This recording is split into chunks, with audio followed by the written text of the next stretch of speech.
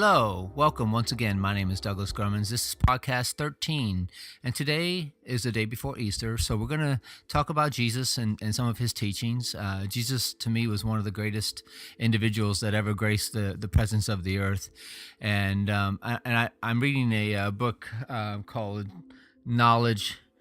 Innocence, Knowledge, and Wonder by Osho. And the preface was like just mind blowing. You know, Osho has a way of always blowing our minds away. The journey started with Adam, according to the Bible, and the journey ends with Jesus. But let's listen to what Osho has to say. It's probably going to be about 10, 15 minutes worth of talking, but please stay with me. Let's celebrate life and celebrate Easter together. So in Osho's preface, Osho starts by saying, "First, let me explain to you how many types of fools there are. The first is one who knows not, and knows not that he knows not, the simple fool. Then the second one is one who knows not, but thinks that he knows, and this is the complex fool, the learned fool. And the third is the one who knows that he knows not, and they call him the blessed fool. Everybody is born a simple fool. That is the meaning of the word simpleton. Every child is a simple fool. He knows not that he knows not. He has not yet come or become aware of the possibility of knowing. And that is the Christian parable of Adam and Eve. God said to them, 'Don't eat the fruit of the tree of knowledge.' Before the accident of eating the fruit of the tree of knowledge, Adam and Eve were simple fools. They knew nothing, of course. They were tremendously happy because when you know not, it is difficult not to be unhappy. Unhappiness needs a little training, needs a little efficiency to create unhappiness. It needs a little technology. You cannot create hell without knowledge, and how can you create hell without knowledge? Adam and Eve were like small children. Every time a child is born, an Adam is born. And he lives for a few years, at the most 4 years. The amount of time is becoming less and less every day. He lives in paradise because he knows not how to create misery. He trusts life. He enjoys small things like pebbles on the shore or seashells, and he gathers them as if he has found treasure. Ordinary colored stones look like Kohinoor's diamonds to them. Everything fascinates him. The dewdrops in the morning sun, the stars in the night, the moon, the flowers, the butterflies, everything is a sheer fascination. But then by and by, he starts knowing a butterfly is just a butterfly, a flower is just a flower. Then there's nothing much in it. He starts knowing the names of things. This is a rose, and this is a daisy, and that is a tulip, and this is a lotus. By and by, those names become barriers. The more he knows, the more he is cut off from life as such. He becomes headly. Now he lives through the head, not through his totality. That is the meaning of the fall. He has eaten of the tree of knowledge. Every child has to eat of the tree of knowledge. Every child is so simple that he has to become complex, and that is part of growth. So every child moves from simple foolishness towards complex foolishness. There are different degrees of complex foolishness. A few people only make it through high school. A few people become college graduates. A few become postgraduates, and a few become doctors or PhDs. There are degrees of complex foolishness. But every child has to taste something of knowledge because the temptation to know is great. Anything that is standing there unknown may be dangerous, and it has to be known. Because with knowledge, we will be able to cope with it. Without knowledge, how are we going to be able to cope with it? So every child is bound to become knowledgeable. So the first type of fool, necessarily out of necessity, has to become the second type of fool. But from the second, the third may happen or it may not happen. There is no necessity. The third is possible only when the second type of foolishness has become a great burden. One has carried knowledge too much, to the extreme. One has become just the head and has lost all sensitivity, all awareness, all living. One has become just theories and scriptures and dogmas and words whirling around in the mind. One day, if the person is aware, he has to drop all that. And then he becomes the third type of fool, the blessed fool. Then he attains to the second childhood, and again he is a child. Remember Jesus saying, "In my kingdom, God, only those who are like small children will be welcomed." But remember, he says like small children. He does not say small children. Small children cannot enter because they have to pass through the ways of the world. They have to be poisoned in the world. And then they have to clean themselves. And that experience is a must. So he does not say small children. He says those who are like small children. That word like is very significant. It means those who are not children and yet are like children. Children are saints, but their saintlyhood is only because they have not yet experienced the temptations of sin. Their saintliness is very simple. It has not much worth in it because they have not earned it. They have not worked for it. They have not yet been tempted against it. The temptations are coming sooner or later. 1,001 temptations will be there, and the child will be pulled in many directions. And I'm not saying that the child should not go in those directions. If he inhibits himself, represses himself from going, he will remain always the first type of fool. He will not become part of Jesus' kingdom, and he will not be able to fill Muhammad's paradise. No, he will simply remain ignorant. His ignorance will be nothing but a repression. It will not be an unburdening. First he has to attain to knowledge. First he has to sin, and only after sin and knowledge and disobeying God and going into the wilderness of the world, going astray, living his own life of the ego, will he become capable one day of dropping it all. Not everybody will drop it all. All children move from the first foolishness to the second, but from the second only a few blessed ones move into the third. Hence they are called the blessed fools. The blessed fool is the greatest possibility of understanding, because the blessed fool has come to know that knowledge is futile, has come to know that all knowledge is a barrier to knowing. Knowledge is a barrier to knowing, so the blessed fool drops knowledge and becomes a pure knower. He simply attains to clarity of vision. His eyes are emptied of theories and thoughts. His mind is no longer a mind. His mind is just intelligence, pure intelligence. His mind is no longer cluttered with junk. His mind is no longer cluttered with borrowed knowledge. He is simply aware. He is a flame of awareness. Tertullian has divided knowledge into two categories. One he calls the ignorant knowledge, and that is the second fool, the one of ignorant knowledge. The pundit knows and yet does not know, because he has not known it as it is his own experience. He has listened, he has memorized, he is a parrot, a computer at the most. Tertullian says that this is the knowledge which is really not knowledge, but ignorance in the garb of knowledge. Ignorance in the disguise of knowledge. It is a fall from the childhood innocence. It is a corruption. It is a corrupt state of mind, cunning and clever, but corrupt. Then Tertullian says there's another type of knowledge that he calls knowing ignorance. And this is when a person drops all knowledge, theories, and looks into life as if it has no ideas about it, allows reality as it is, encounters reality immediately, directly with no knowledge about it. He faces and encounters reality, and which allows that which is to have its flowering. One simply listens to reality and looks into reality and says, "I don't know." And this is the child Jesus talks about. They're not really a child, but like a child.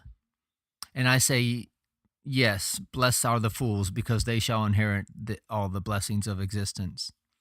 From the first type of fool, the second is automatic. From the second type, the third is not automatic. From the second to the third, the leap has to be a decision. And that's what sannyasa is about. And excuse me, I'll step out of text for a minute. Sannyasa is followers of like Buddha or Osho or any enlightened master. You decide that you have to have enough of knowledge and you would like to be ignorant again. You would like to be a child again, reborn. I am a midwife here. I can help you become fools. And remember, unless you have attained to the third, your whole life will be a sheer wastage. Adam disobeyed God. Every Adam has to disobey. Adam fell from grace. Every Adam has to fall. Adam ate the fruit from the tree of knowledge, and every Adam has to become knowledgeable. It is a natural process. I have come across thousands of parables, but nothing compared to this parable of Adam's fall. It is the most pregnant parable ever, and that's why I have to come back to it again and again with new meanings. It goes on revealing new meanings all the time. And when Adam turned into Christ, he became the third type of fool. Christ is the third type of fool, the blessed fool. What Adam did, Christ undid.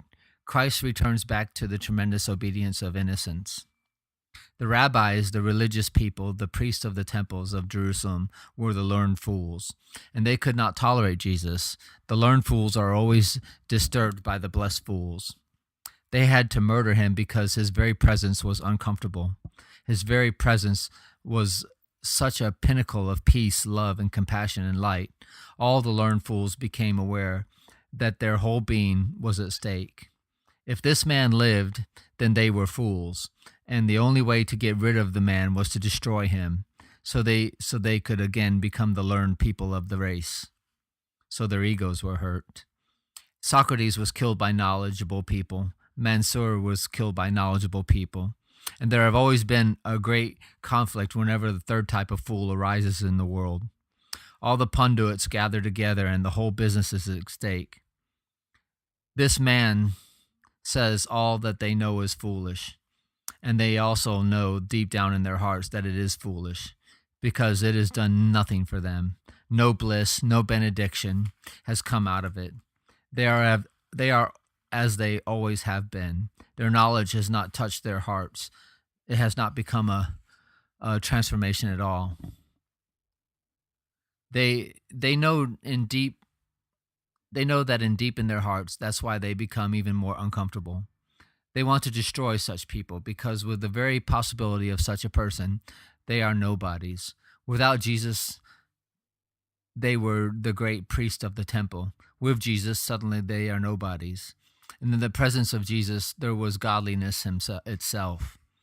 And all the priests felt their glory had been taken away. From the second to the third fool, only very courageous people will take the jump. It is a quantum leap. Religion is only for the very courageous. In fact, for daredevils. It is not for cowards. So now the judge is the first type of fool, and the judged is the second type of fool, and the earth is mostly inhibited by these two types of fools. The third type of fool, a Jesus or Buddha, rarely happens. The Indian term for fool was Buddhu, which it comes from Buddha. When Buddha renounced his kingdom and many people started following him, the whole country was in turmoil. People started saying to others, "Don't be a Buddha, don't be a fool, don't follow this man." People started calling those who followed Buddha Buddhus. He is a Buddhu, he is a fool because he has renounced his kingdom. Who else would renounce a kingdom? People hanker, desire, dream for the kingdom, and he has renounced it. He must be a fool. So the third type is a very rare phenomenon, but it happens. And if you are courageous enough and you can take the jump, the second fool is not so courageous. He goes on collecting pieces from here and there, and he does not have that much courage. He borrows knowledge. Rather than knowing it for himself, he borrows knowledge. It is cheaper, and he can purchase it wholesale. If you want to know reality directly, it is arduous. It asks for total sacrifice. The second fool only tries up to a certain limit. The limit is if he can get knowledge cheaply, and he is ready. But if there is anything to be put at stake, then he recoils. So be courageous. Unless you have infinite courage, you will not be able to become the third type, the blessed fool. Ordinarily, nobody remains in the first state. That is only a theoretical state. Everybody has to pass out of it. More or less, the differences of degrees, of quality, but not quality. Of quantity, but not quality. So people are almost always found in the second category. If you are in the second category, and if you think you are part of the intelligentsia, remember that it is never too late to learn. Knowledge you have enough. Now learn knowing. Knowledge clutters the mind as dust gathers on the mirror. Knowledge is not knowing.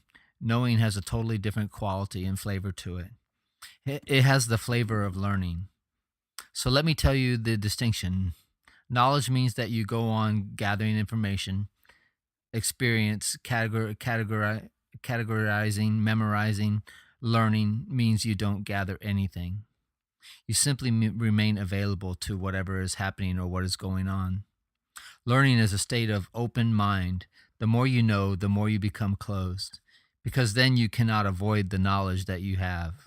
It always comes in between. If you are listening to me and you are a knowledgeable person, a pundit, then you cannot listen to me directly. Simply, you cannot listen to me. While I am speaking, deep inside, you are judging and you are evaluating and criticizing. There is no dialogue, there is a debate. You may look silent, but you are not silent. Your knowledge goes on revolving around in your head, and it destroys everything that I am saying. It distorts that whatever reaches you is not the real thing. Whatever reaches you is only that which your knowledge allows to reach to you. A learning mind is one that listens attentively, with no interference from the past, one that is just an opening, a mirror-like phenomenon, which simply reflects whatsoever is. So if you start learning, you will attain knowing, and knowing will help you to see that you don't know at all. A person who has come to know reality becomes aware of his ignorance. He knows that he knows not. In this knowing, ignorance is the mutation, the transfiguration, the revolution. So take a jump from the second state of foolishness to the third state of being a blessed fool. All my blessings are for those who are blessed fools. And that was the whole preface for this book I'm reading called Innocence, Knowledge, and Wonder by Osho. So yes, I'm very excited to read this book by Osho's, and I love reading about Jesus. I think everything I've read, I used to be a devout Christian, and the only book I think I read as a devout Christian was the Bible. But I've grown so much, and when I learned meditation and I leaned into Eastern thought, I didn't really give up my Western idealism as I started meditating. I kind of combined the two, and formed this maybe this new form of religion where everything is combined, and your energies soar into the sky, and your roots go deep into the earth at the same time. Like I said, it's a combination of East meets West. But I've read other things from Jesus. The Osho's book called The Mustard Seed was the book of Thomas. I think was beautiful. And Jesus to me ranks right up there with the highest of mystics that ever existed. And even though his teaching was only for 3 years before he was crucified, those 3 years were very potent, very pregnant, and very powerful. But so anyway, I wanted to share this, and I guess what I also want to share is that if you're still the second type of fool, if you're still living in all this borrowed knowledge, and that's the center of your life, then you haven't made the jump that Jesus talks about being a child again, about being reborn. So just think about that. The jump is a leap of faith back into innocence. And another mystic, a Chinese mystic named Lao Tzu, who formed Taoism, he basically had 3 levels of understanding that basically the first fool, what he would call dependence. The second fool would be called independence, where everybody's thinks that they know the answer, or they don't care what anybody else thinks. I mean, after all, how can anyone know more than what you know about God? I mean, is this person special? Has he been given some special right that you have not? But Lao Tzu said, that's just another stage you go through. The independence, the feeling of being an atheist, or just being you can still be a theist and still be living in what they call the second fool, right? But the third fool, the blessed fool, is what Lao Tzu said is interdependence, interconnectedness, the realization that brings you back home and brings you back to innocence. I just thought that that was powerful and beautiful too, and like I said, I think Jesus ranks up there very high with Lao Tzu and Buddha and all the other mystics that are out there, and he deserves credit, especially on this day that um, he was supposedly crucified. And if you're a Christian, then your beliefs are that this is the resurrection on Sunday. Anyway, the Greeks have a term that I remember. I used to go to the Greek church, and it's Christos Synesti. The priest would say Christos Synesti, and the whole congregation would say Alethos Synesti. Christos Synesti means Christ is risen, and Alethos Synesti means indeed he is risen. So anyway, happy Easter to all those who celebrate Christianity. This is my podcast to praise Jesus and praise all those that follow him the right way. Anyway, take care of yourselves. Have a good day.